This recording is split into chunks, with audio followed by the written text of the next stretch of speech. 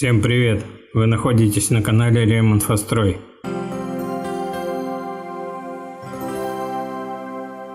Как установить уличные лампы? Немаловажная роль отводится освещению при благоустройстве прилегающей территории коттеджа, дачного участка, да и любого другого частного строения. Если раньше на рынке были представлены однообразные источники света, то сегодня широкий выбор уличных осветительных приборов поражает воображение. В статье речь пойдет об установке уличных ламп. Качественное освещение делает нашу жизнь не только комфортнее, но и безопаснее. Процесс установки ламп, прокладки и подсоединения электропроводки, то здесь соблюдаются те же правила, что и при комнатном. Большое внимание уделяется материалам, из которых изготавливаются как сами приборы, так и сопутствующие составляющие. Лампы для уличного освещения.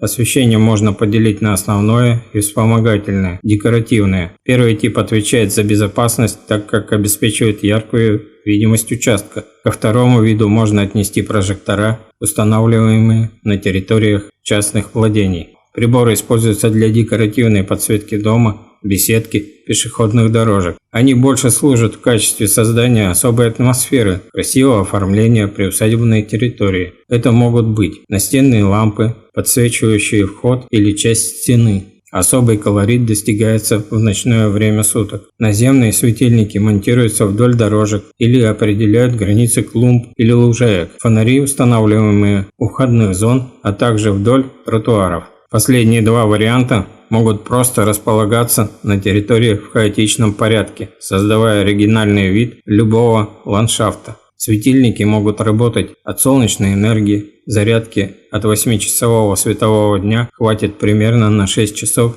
бесперерывной работы лампы. В отдельную категорию входят шарообразные модели, которые можно пустить на воду бассейна или пруда. Широко представлены приборы, позволяющие выполнить монтаж в любой точке участка. При этом их можно переустанавливать хоть по 5 раз на день. Существуют светильники, цепляющиеся за ветки деревьев.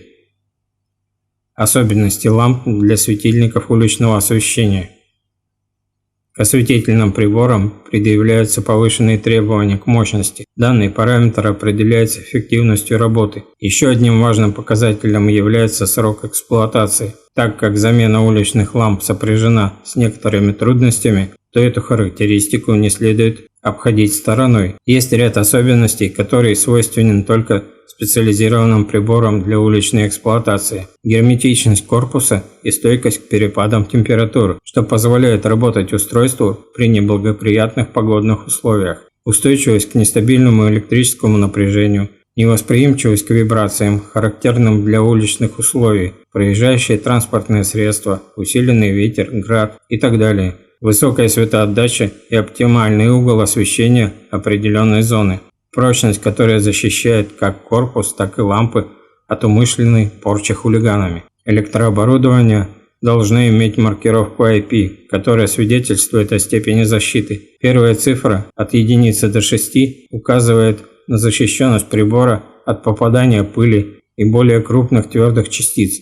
Вторая от единицы до 8 на уровень защиты при эксплуатации во влажных условиях. Соответственно, чем больше цифра, тем выше уровень защиты.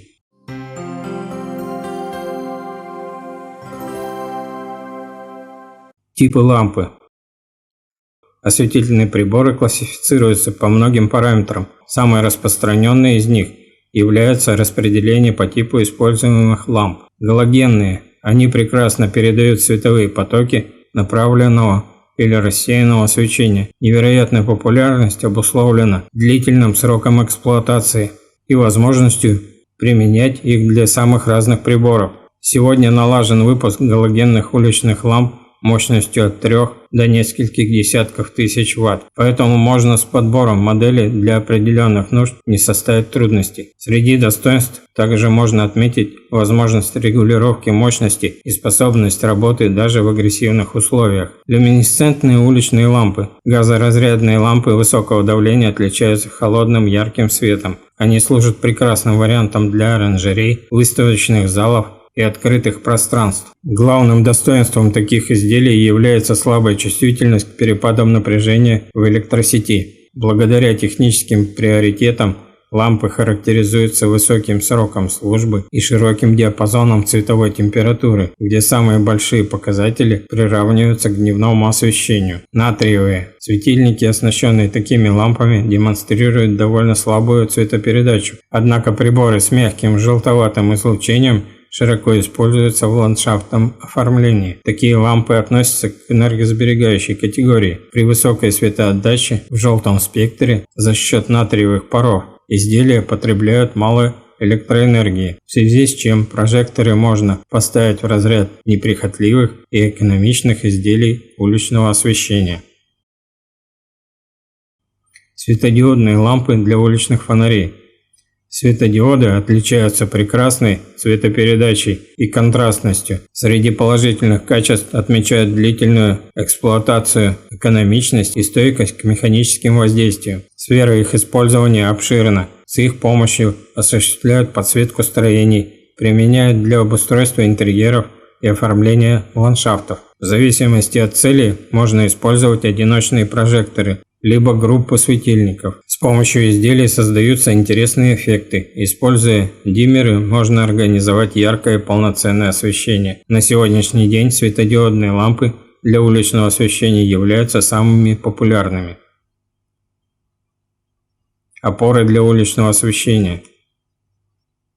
Для садово-парковых комплексов производители предлагают огромный выбор опор для установки осветительных приборов. Это могут быть мачты-опоры, окрашенные атмосферостойкими порошковыми красками. Это могут быть не просто выглядеть как столбы, а иметь витую ножку. Для установки ламп изделия оснащаются консолями и кронштейнами. Опоры могут быть с закладной частью или без нее, что определяет способ установки. Кронштейны изготавливаются из труб разного сечения. Конструкционные особенности позволяют выполнить их монтаж на горизонтальных вертикальных поверхностях. Декоративность изделий работает на создание единой концепции приусадебного участка. Консоли могут иметь стандартный вылет или другие размеры, соответствующие требованиям клиента. Если планируете установить не один, а несколько светильников, то можно приобрести консольные кронштейны с нужным количеством рожков. Поворотный кронштейн дает возможность выполнять регулировку положения лампы относительно горизонта, а значит производить настройку освещения определенной зоны. Изделие монтируется на любую опорную поверхность. Материал для изготовления всех видов опор может выступать металл, древесина, пластик, железобетон. Все они имеют право на жизнь. Главное требование к изделиям заключается в надежных креплениях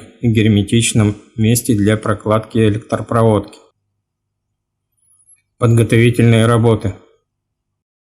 Работы по установке уличных энергосберегающих ламп начинаются с приобретения всех составляющих осветительной системы. Все оборудование будет размещаться на улице, а значит, на него будут воздействовать неблагоприятные условия. Если схема по расположению каждого прибора готова, то следует переходить к выбору прокладки кабеля. Его можно выполнить двумя способами. Подземным. Данный вариант подразумевает наличие защиты у кабеля. В качестве дополнения используют кожух, пластиковый лоток или рукав. Глубина траншеи зависит от имеющихся защитных конструкций. Надземным. Здесь прокладка осуществляется по воздуху, например, от дома до опорного столба. Параллельно с кабелем протягивают вспомогательный трос. Жилы фиксируются к поддерживающему тросу посредством хомутов. Немаловажным этапом подготовки выступает расчет толщины электропроводящих жил. Слишком толстый кабель ударит по бюджету, особенно если предполагается прокладка длинного маршрута. Тонкая жила не справится с нагрузкой, что приведет к расплавлению изоляции и, как следствие, последует короткое замыкание. При расчетах учитывают общую мощность устанавливаемых ламп, сечение и длину кабеля, соответствие мощности автоматических выключателей.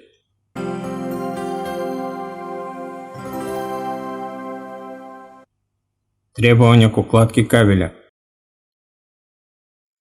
Существует ряд правил, которые необходимо соблюдать в процессе организации уличного освещения. Подземная прокладка выполняется в траншее. Если кабель имеет специальный кожух, то глубина может составлять 40-50 см. Без защиты укладка производится на глубине не менее 70-80 см. После монтажа кабеля его засыпают 20-сантиметровым слоем земли. После этого рекомендуется проложить пластиковую сетку. Когда кто-то начнет копать в этом месте, то наткнутся на своеобразную защиту и поймет, что в данной точке проходит электрокабель. Расстояние от построек водопровода, параллельно проходящих кабелей и маршрута прохождения жил должно быть не менее полуметра. При разработке проекта освещения необходимо учесть направление световых потоков. Проследите, чтобы свет не бил в окна соседских жилых строений. Многим это может не понравиться. Избежать переплаты за потребляемую электроэнергию можно путем грамотной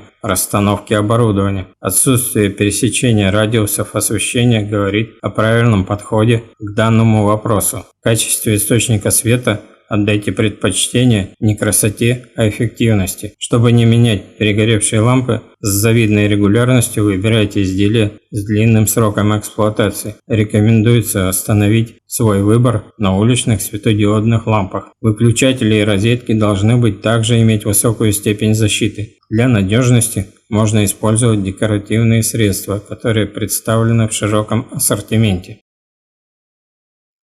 Установка опор. Настенные конструкции отличаются простым монтажом. Как правило, крепежные элементы входят в комплектацию к осветительному прибору. В любом случае, всегда можно подобрать крепеж в зависимости от материала поверхности, которая будет производиться фиксацией консолей или кронштейнов. Вертикальные столбы могут устанавливаться прямо на грунт. Также представлены модели, оснащенные закладной частью. Для их надежной установки потребуется соорудить фундамент. Для этого выкапывается яма глубиной чуть более высоты закладной части. Дно засыпается песком и трамбуется. Далее сооружается опалубка из досок или листов фанеры. В одной из стенок проделывается отверстие диаметром, равным сечению пластиковой трубы или кожуха. К точке установки прокладывается кабель с запасом. Длина запаса рассчитывается исходя от расположения плафона. Клеммы модели могут располагаться как в верхней, так и в нижней части опоры столба. Кабель пропускается через трубки. Их необходимо защитить от попадания раствора при заливке основания. Для большей прочности в дно ямы забивают металлические штыри, которые выступают в качестве армирования бетонной конструкции. Столб устанавливается по центру ямы, выравнивается по вертикали посредством строительного уровня. Затем можно приступать к непосредственной заливке бетона. Некоторые модели столбов монтируются посредством анкерных приспособлений. В этом случае необходимо выполнить все вышеперечисленные рекомендации по обустройству основания. В залитый чуть схваченный бетон устанавливаются анкеры. После полного высыхания можно производить монтаж столбов. Кабель проводится и подключается к клеммам. Проверку лучше выполнить посредством удлинителя, подключенного к защитному автомату. Это поможет избежать короткого замыкания всей цепи при ошибочно проведенных работах. При положительном результате проводится заключительное подключение всех звеньев цепи.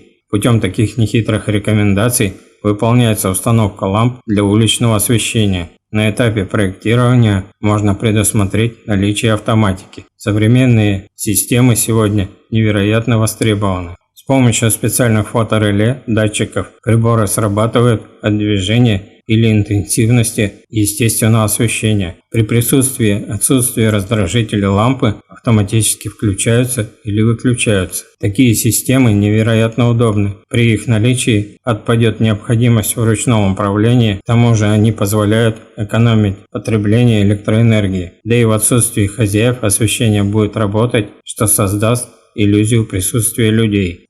А на этом на сегодня все. И если вам понравилось видео, ставьте лайк, подписывайтесь на канал и делитесь этим видео в соцсетях.